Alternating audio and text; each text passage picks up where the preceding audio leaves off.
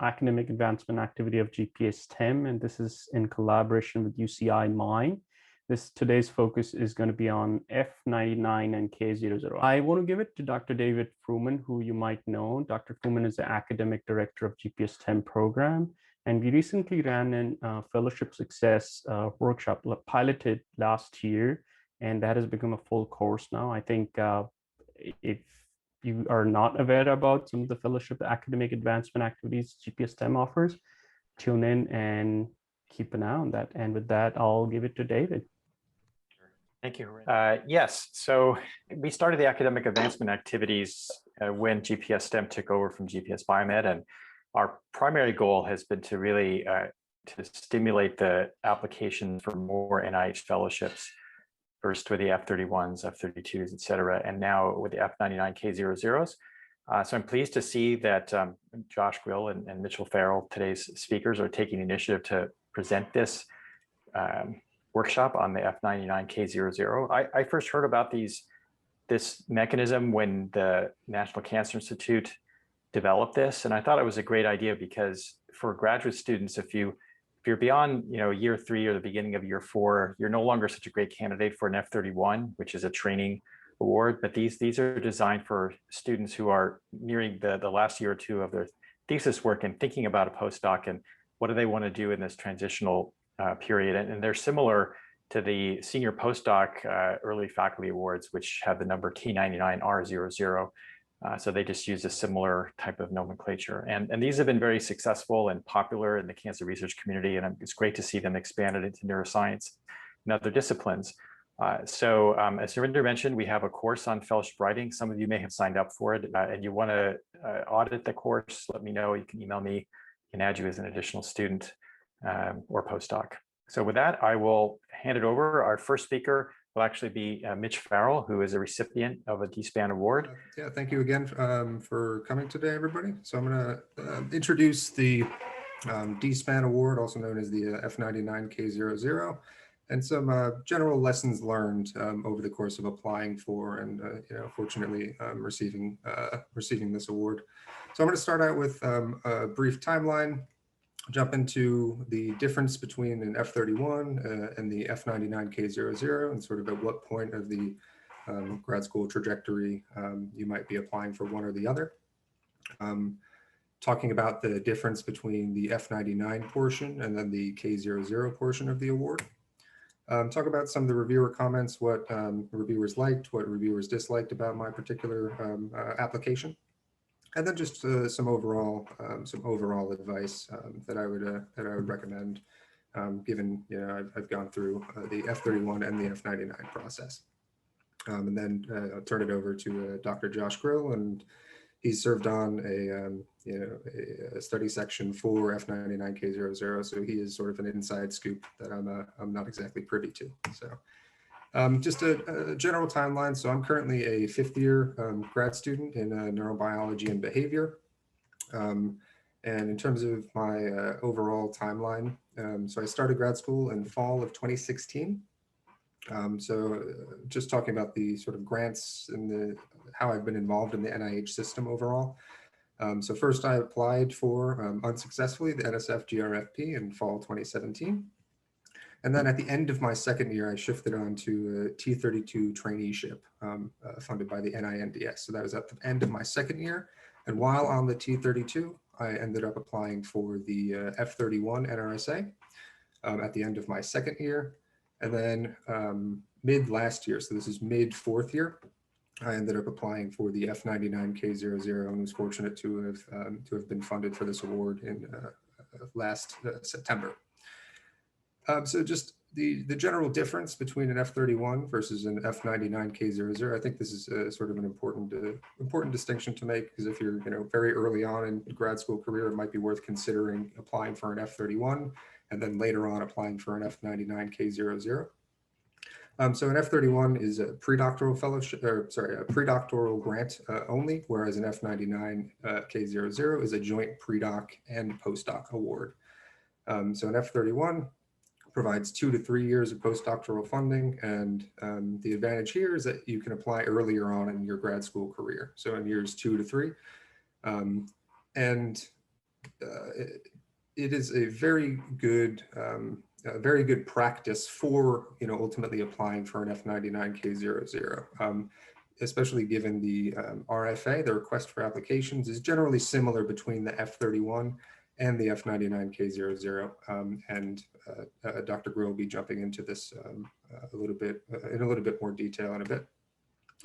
And the F99 K00, as opposed to the F31, provides 1 to 2 years of predoctoral funding, and then an additional 4 years of postdoctoral funding. So if you are planning to do a postdoc after you graduate, it's a really wonderful opportunity to facilitate a transition to a postdoctoral fellowship.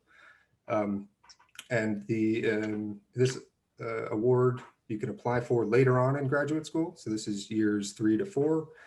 So you must be post-advancement, sort of beginning to wrap things up. And one of the fundamental differences between the F31 and the F99, beyond the funding period, is the research strategy is quite different. So this is one of the main research component of the grant. And what this entails is 3 different aims. So this is what you've done in graduate school so far, what you plan to do in the sort of the remainder of your grad school career, and then your proposed postdoctoral research direction. So I'm going to jump into each of these and describe what these are representing here. So as I mentioned, research strategy is the main research component of the grant, and Dr. Groh will be jumping into the other components that are involved in this grant mechanism in a bit. But A1, what you've done so far. So whereas the F31 is more geared towards, okay, I have this preliminary data, this is what I plan to do with the rest of my grad school career. For the F99 portion, this is essentially completed or published experiments. So for example, I referenced all completed experiments in my AIM-1 and essentially used figures from those papers that I had published. So this is all basically what I have done so far. And then AIM-2, this is going to be what you plan to do in the remaining 1 to 2 years in grad school. So for this, you want to provide some reasonable amount of preliminary data and give a reasonable timeline for completing these experiments. So in my case, and I think it's generally a good idea, is proposing to learn a new technical skill in addition to other sorts of training that you'll be receiving during the F99 portion. And just a note here is that you want to be careful not to propose too much. So whereas with the F31, you have 2 to 3 years of funding for this award, and then for that award, but for this award, it's only 1 to 2 years. So it's easy to propose a bit too much that you might not be able to complete, especially since you have to write an additional grant, this is the K00, on top of the F99. Yeah, and anybody have any questions, please feel free to interrupt at any time. But we will have time for Q&A after I wrap up here. So for the K00 phase, so this is the AIM-3 of your research strategy. So this is your proposed postdoctoral research direction. And I say here, know your skill set. So I think that's the sort of the crux of this part of the grant is think deeply about your skill set and mention how you will address gaps in your skill set during your postdoctoral training.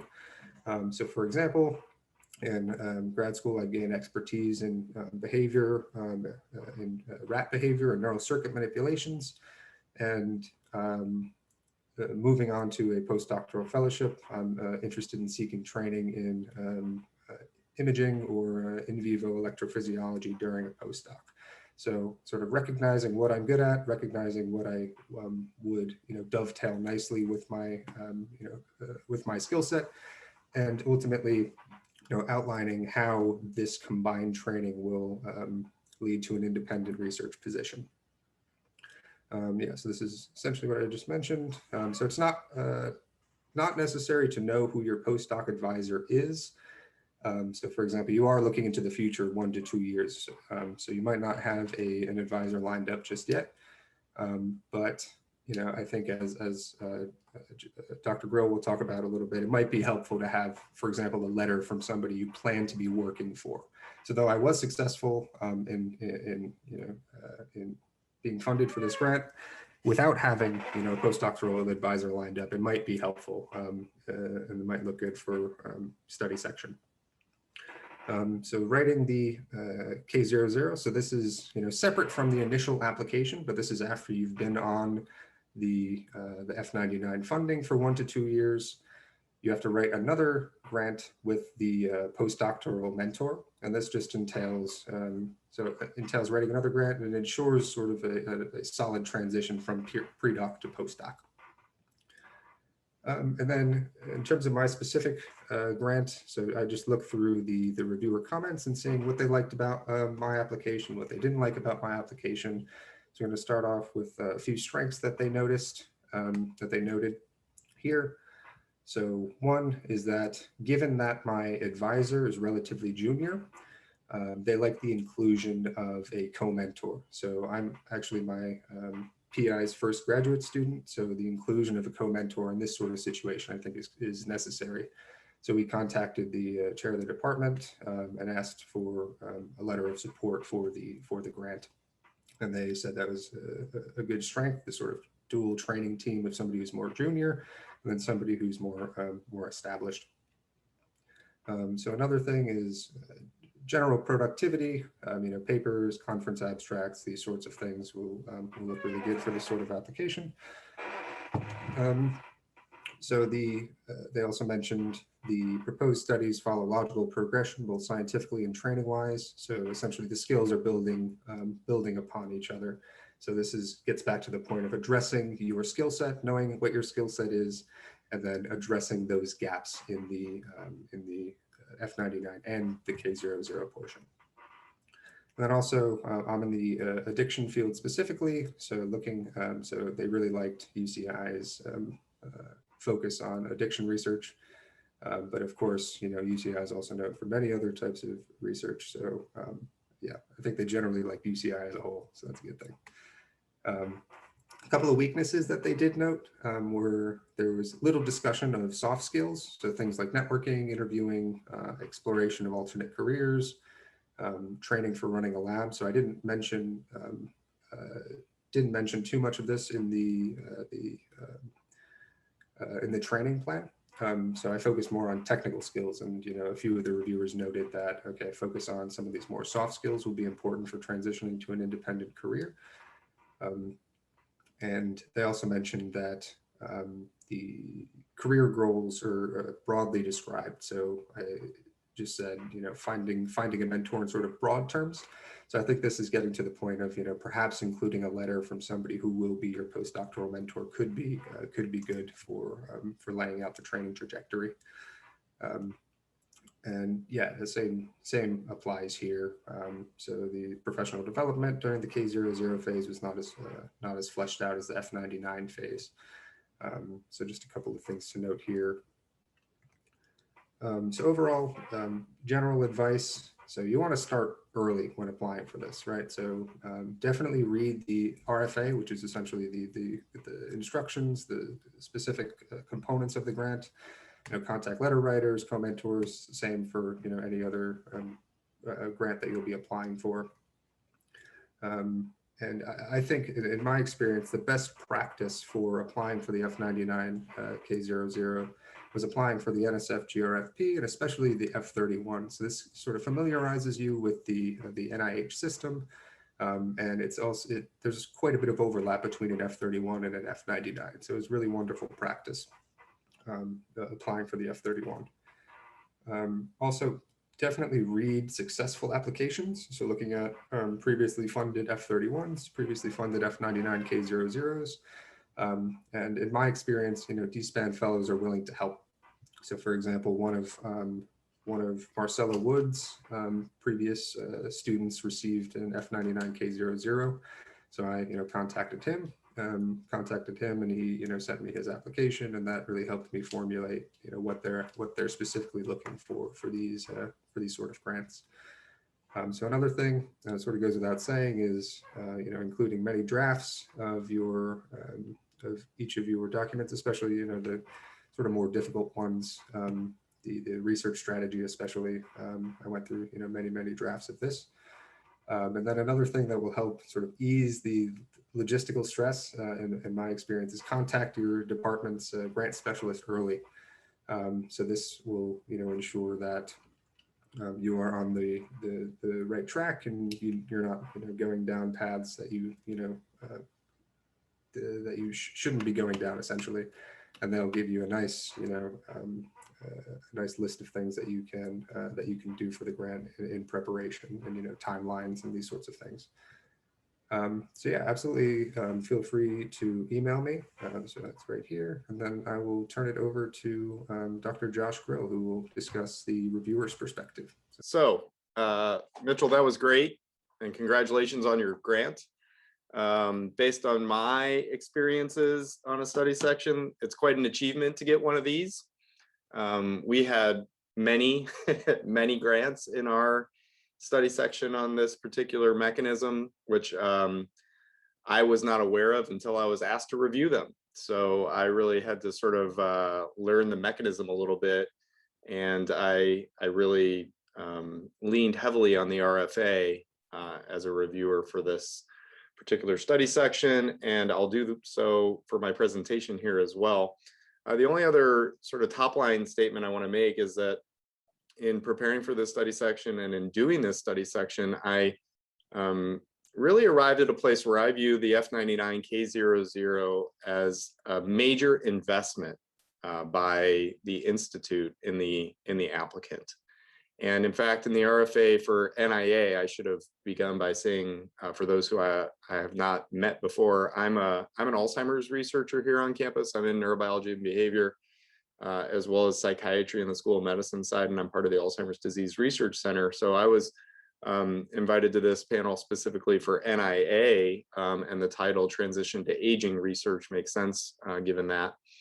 I really viewed this as an investment, and one of the things that was key in me arriving in that conclusion is that the RFA for the NIA F99 K00 specifically calls out that one of the things you should include in your grant is a future goal of submitting a K99 R00 grant at the end of your training period. And I have long held the view that the K99 R00 mechanism is a major investment by NIH and individuals. So this is just one step earlier in the path.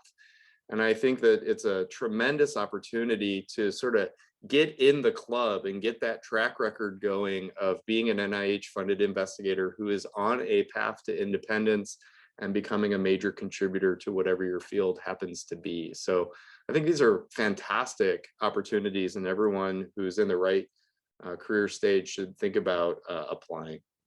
So I'm just going to kind of briefly walk through the RFA, and more importantly, my observations and experiences from sitting on a 2-day virtual study panel, study section related to the NIA version of this. You know, so the RFA outlines the length of funding you can request and specifies how it should be divided. I'll come back to this throughout my talk, but I saw really widely varying balances of expenditure of years between the F99 and K00. And what's most important, I think, and I'll say this again, is that you have a rational balance for how you're going to spend that time and how you spend the words and space of your grant. So I'll just say right up front, if you are going to have 5 years of your support in the K00 part, don't spend all your grant talking about your grad school work and proposing work there. It really has to make sense. It has to have a balance. So you're gonna have specific things that you have to outline in your grant that the RFA will define for your particular institute. Pay really close attention to those things. If you don't do what the RFA mandates you do, you're really at risk for not being discussed. And we did have several grants that were not discussed in my study section. Again, this was a relatively long 2-day panel, a lot of reviewers.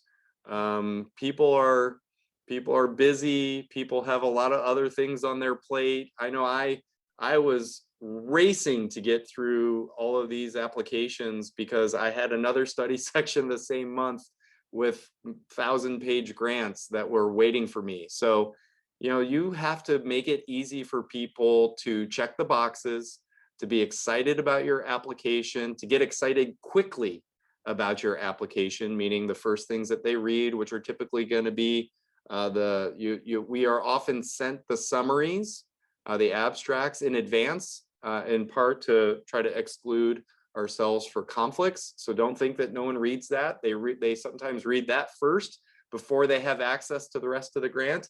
And then you've probably been told by your advisors to spend disproportionate amounts of time on your specific aims. That is true. It's still true in this mechanism. But the other thing that is key is your personal statement, and you're telling your story about your own research trajectory, because really this is an investment in you as an individual, even more so than the science you propose, although no scientific grant can ever get funded if it doesn't have good science in it. So all the parts matter, all the check boxes matter, and all the reviewers are going back to the RFA. I was going back to the RFA many times as I worked through these grants, in particular because of the wording of some of the sections that I had to score and reminding myself of what the difference between those things were. So really pay very careful attention, and I'll come back to some of the things on here as well. So the specific aims for NIA, they specifically say you should have 2 specific aims, one to describe your F99 work and one to describe your K00 work. Both are important.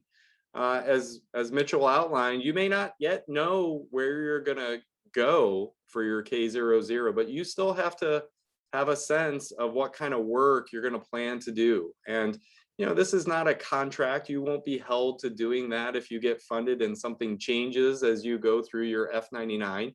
But there should be a logic to the science you're proposing. It should build and it should build your skill set. And so there has to be scientific alignment and training alignment, right? So I think Mitchell's example is a fantastic one. He's been doing behavior work in the space of addiction, and he proposed to move into electrophys. So I'm sure his grant said that he's going to go out and find a mentor who's a well-funded investigator who does electrophys in their lab. And it wouldn't have made sense if he had another behavioral person identified to be his mentor, but then proposed electrophys in the K00 phase of his grant. So there needs to be a logic, a rationale for everything you're doing. And even if you're not 100% sure what that K00 phase is going to hold for you, you really want to have it be something that the reviewers can get excited about and see a logic as to where you are and what you've been doing and how this is going to take you one step closer to having your own lab that can combine techniques and build. One of the grants I reviewed did not get discussed because there were many reasons, but one of them was that the the K00 phase was more or less the same type of science as the F99. Slight variation, but really not learning a new research technique or skill set at all in that separate phase. And it really was, pardon the phrase, dead on arrival. It never had a shot because it was not, you couldn't support the training component of it. So the strongest applications are going to have really clear logical alignment between the phases with very strong mentorship, which I'll come back to. So when you're scoring these things, you have to evaluate the applicant, their mentors, and other relevant personnel, the research training plan, the training potential, and the overlap between those two things is what kept me going back to the RFA to outline for myself exactly what comment belonged where. And then lastly, the institutional environment and commitment to training. So you're scoring each of those things with the traditional NIH scoring for these grants of 1 to 9, 1 being the strongest possible. Overall, I would say the most important thing is you, the applicant. Again, this represents the reviewers making a recommendation to the National Institutes of Health of whether they should invest in you as a career scientist who will be seeking research funding dollars from NIH for the remainder of your years. So you have to sell yourself. This is not a time to be modest. You really need to make it easy for reviewers to be excited about you, be excited about the work you're going to do in your career, defend you if someone else feels differently, and you need to give them a lot of ammo. You're hoping that the reviewers who closely go through your application are very excited about what you will bring to the field and give them a lot of opportunity to tout you. There was one in our study section, a young person had 45 publications. Take credit for everything you've done. By the way, that person didn't get as high a marks as you might expect because they were a grad student who hadn't published a paper yet in their grad career. All those publications came as an undergrad and a post-bac working in a highly productive lab. It was very impressive to have that many pubs at that career stage. But reviewers said, but they don't have any pubs in the lab they're working in right now. And so it really has to be a complete whole story. This idea that your grant should only deal with your graduate career, I think is wrong. Some of the strongest applications I read really told their whole story. Why did they get into research in the first place? What was their earliest research experiences? This really helps reviewers feel like they know you, and you want them to feel like they know you. Again, you're trying to convince them that you are worth investment. And the more they know about you, I think the more that they're likely to do that. So this is in some ways a true personal statement. Why are you so inspired by research? How long have you been committed? Make them understand that you are a researcher who's never going to change their mind about their career. You're in it for the science, and this is what you want to do, and you're going to keep doing it. I'm open-minded to the idea that we train people who aren't going to be scientists or are going to do other careers. Please know that. But if you're applying for this grant, you need to convince people that you are on a path to being an independent researcher someday. So the absolute strongest applicants were those who had a clear passion and commitment to research. And for me, this was, aging research in particular. They had to have productivity, and you couldn't have 0 papers. It wasn't a DOA to have 0 papers, but if you're not productive, you're not as strong as someone who is. So if you're close to getting a couple pubs, get them out perhaps before you put this thing in. And then others can tell your story as well as you can. And if you don't have strong letters, it's a limitation, and it can hurt your score. So choose carefully who you're asking to write your letters. And Mitchell, you'll tell me if it was different for you, but for the ones I reviewed, your primary mentor and even your K00 mentor didn't have letters. There was a statement that was kind of the last piece of the grant. So the letters of support were more like character references coming from other people outside of your main application.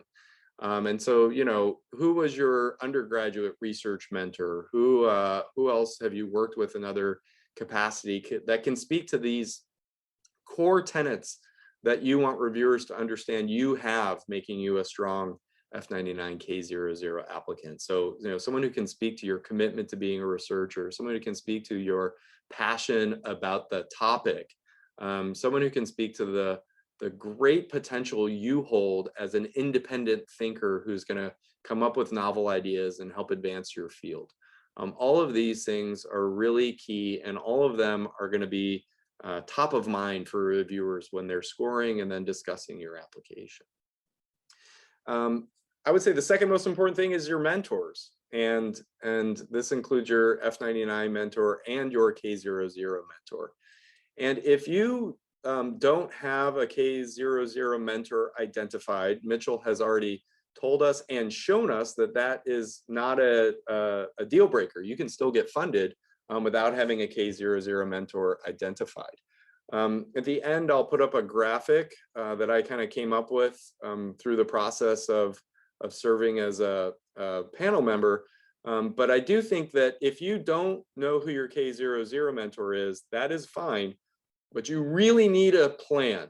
And it is something you want to talk to a lot of people about. And I think sharing drafts is a really important recommendation that Mitchell made. But you want people to say, this person has really given a lot of thought to the type of mentor they will need, the skill set that they will need, how they're going to go about finding that person, and securing a postdoctoral position in a lab that fits a particular phenotype. So you really have to show that you've put thought into that. And again, I saw some otherwise strong grants do not well at all because there was just no attention paid to the K00 phase.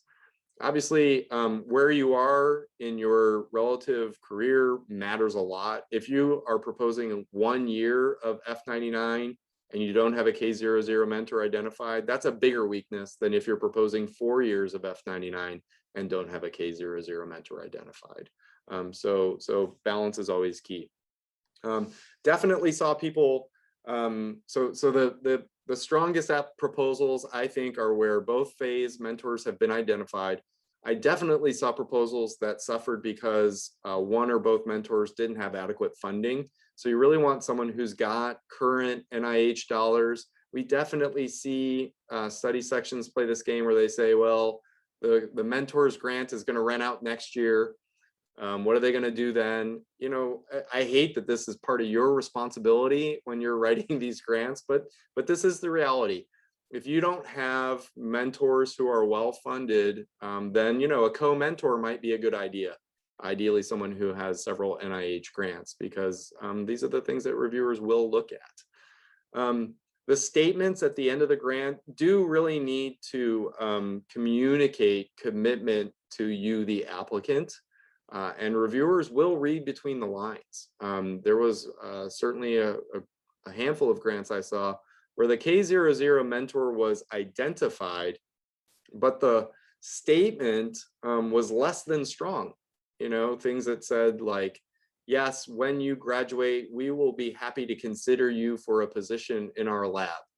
You know, reviewers often read that out loud during the panel and said, I don't know if they're going to take them.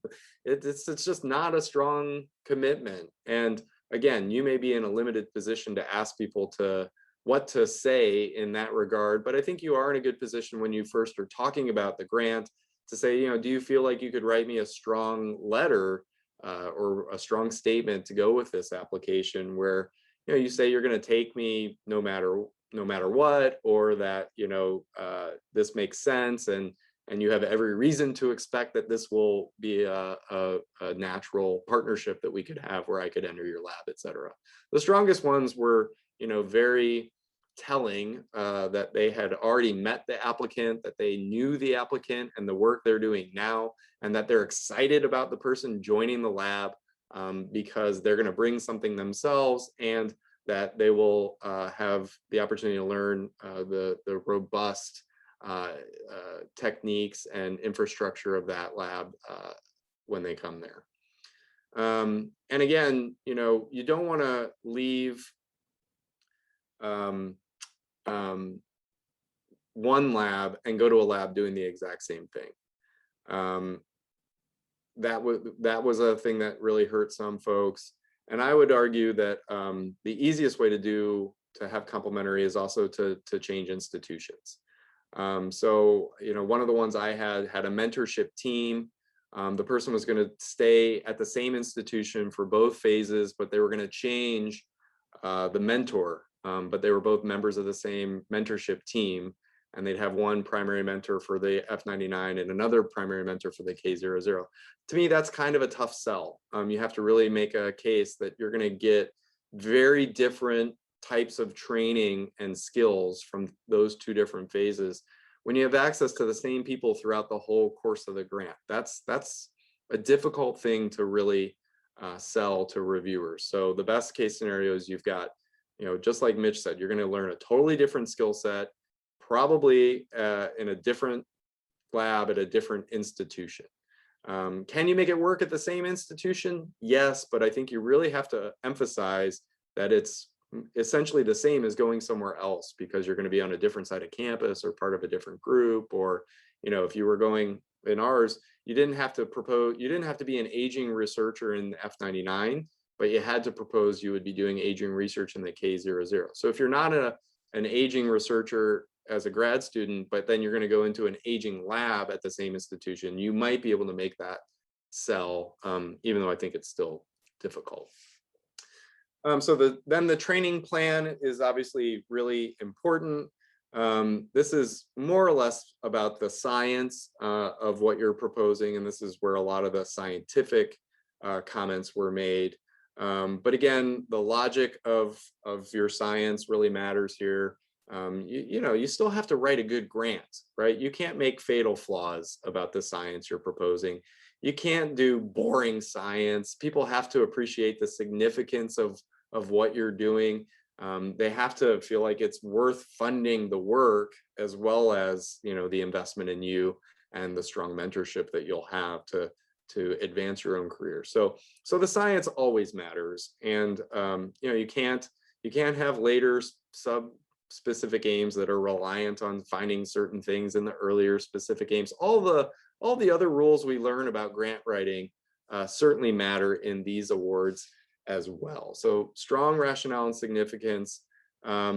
Mitchell made some great comments about recognizing his own gaps, that he had been doing primarily behavioral work, and that if he was really going to make the biggest impact in understanding what addiction does to the brain, that he might have to move to electrophys in his own independent lab someday. So identifying those gaps as they fit with your long-term vision for yourself as an independent researcher, and then making a plan to go out and get the skills that you will need to achieve that vision. Walk the reviewers through that, make it clear to them, make it so they can't misunderstand or forget any of the key things as it relates to your career arc. There needs to be logic. It needs to build on where you've come from, where you are, and where you hope to go. This training potential one was based on the RFA that, again, I kept going back to. This is where I kind of fit the checklist types of items. Did you have balance between the years and the different phases? Did the amount of your grant space make sense given the amount of years you're going to spend in the two different phases? Are the skills of your mentors aligned with the skills you are going to be learning at that step of your career? And I think really importantly, the RFA for NIA specifically asks about identified milestones. And so it's a really easy thing when an RFA says you need to have milestones identified to track your progress. If you don't have milestones in your grant, be ready to get a worse score. So it's mostly about paying attention to the RFA, not about the milestones. Although I think that timelines and milestones are good for any training grant. What are you planning to do? How are you going to demonstrate that you've achieved it? And how can you show reviewers you've really thought through the logical purpose of your training as it fits with your science? And then Mitchell made a comment that he received critiques along the last bullet here. You're learning how to be an independent scientist, and the more you can show additional skills that you'll receive training in outside of the lab, the better. So grant writing, manuscript writing, I I think budgeting and financial capacity to run a lab is important too. And a lot of places like UCI have stood up resources on this type of thing. And so leveraging the resources for both phases really makes a lot of sense. I think it, especially if you have a fair amount of time left in your F99 phase, I think it's a great thing to do as a grad student. And people kind of understand that in your K00 phase, you're going to be trying to get that Nature paper and thinking about going on the talk circuit to get a job. But there's nothing wrong with leveraging the local resources in that phase as well. And speaking of local resources, the last thing that you score, aside from all the non-score driving things like human subjects and biosafety, et cetera, the last thing is environment. And it really did matter. Obviously, you guys are all in a great position because UCI does very well in grants like this one as a training environment. There is a wealth of things you can point to as opportunities you can leverage in your training, kind of like GPS Biomed, for example.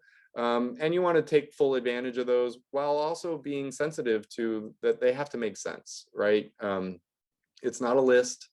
We use them as a list when we're writing training grants, but for you, it needs to be more targeted and tailored to your needs and goals. And you should think about trying to identify the ones that are going to be available to you in your K00 phase as well. And even if you don't know where that place is, you can kind of speak to the theoretical. What things does UCI have that you hope your K00 phase will have, and how will you use them as compared to what you're doing in your F99, right? So you wouldn't want to have the same things in both phases and say, oh, I really like this at UCI in my F99, so I'm hoping to find a place that has it for my K00 as well. Rather, you'd want to think about where your career will be at that phase and the new things you're going to need, and hoping to find a place that might have them. And if you are a addiction researcher like Mitchell, maybe there's like a NIDA funded center that has things like this. And you could say in your strategy for identifying a K00 mentor that I'm really going to start by scouring these centers because they all have well-funded investigators doing the right kind of work, and they have these other resources. In our world, that might be the Alzheimer's disease research centers, where there are about 30 of those around the country. They all have training resources as well as a variety of types of research. So that might be a network you could tap into. But again, showing that you've thought this through, showing that you've got an idea of what type of place you're going to look to. And the more it's a tier 1 research organization, the better received it'll be. That's just unfortunately the reality of it. Can you go to a place that's not a tier 1 research institution? Absolutely. But hopefully you've identified the mentor at that place, and they've got about 3 or 4 R01s to make up for the lack of other institutional support. Okay, so my order of importance in thinking about hopefully everyone knows that you score each of these things that I've just gone through, and in the end you have to give an overall score, a single number, and every person on the study section is going to score you in an overall score. And in standard research grants, that overall score is largely driven, not exclusively, but largely driven by the approach. Here, I think the main driver of scores is the candidate themselves. The mentors are a close second. If you've got 2 Nobel laureates as your F99 and K00 mentors, you're off to a pretty good start.